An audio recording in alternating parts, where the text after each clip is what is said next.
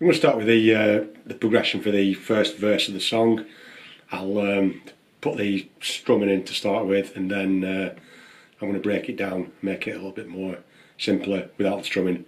Just concentrate on the chords in question.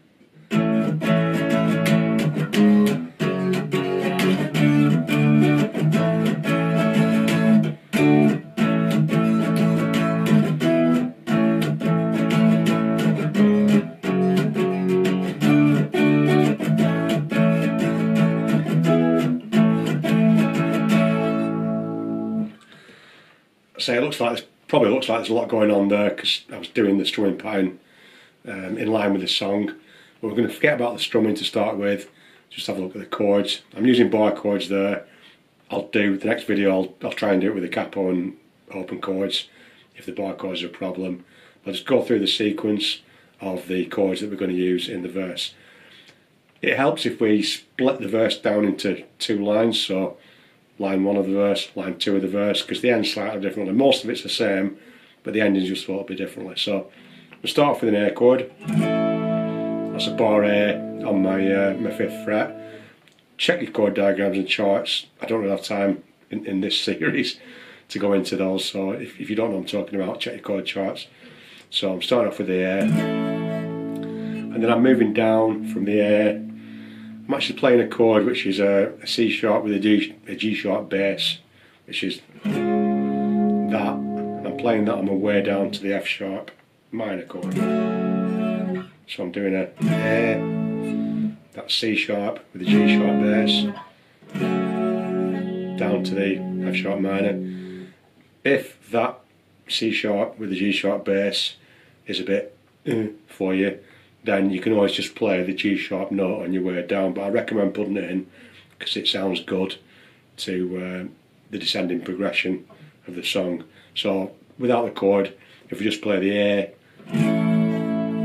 then move down a fret for the G sharp note on our way down to the F sharp minor.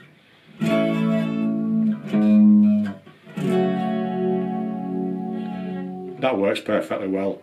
The chord does sound a little bit better because it gives you the full flavour of the notes, but as I say, for what we're trying to achieve, it might not be realistic to get that chord in as well as all the others.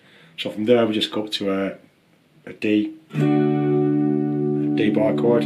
So the first 4 chords are your A, a little G sharp, up to your D, and then we're back to the A, and D, and A, then E. So A, G sharp note, F sharp minor, D, A, D, A, E. So that's the first line of the verse of the song. So we're going to look at it in 2 different lines. The second line is slightly different, just in the ending of it. So I'll go through it. The A is normal, F sharp, D, back to the A, and then E, A. So we're not putting the D in the second time round. So I'll play the full thing through, again a little bit slower than the first time, and hopefully you see the difference between the first line of it and the second line of it. Again, check your chord charts for the chords I'm playing if you can't see what I'm doing. I'm going to try and make this quick as possible because I've got to get a lot of content up here for the reason why I'm doing this series. It's a hurry, so.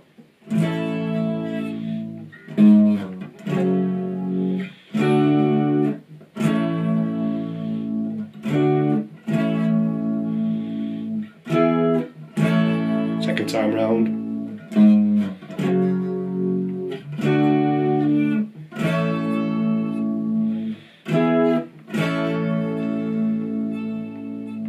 So hopefully you can see it's just that little ending, the last couple of chords that are slightly different. On the last one we just go straight to the E, back to the A.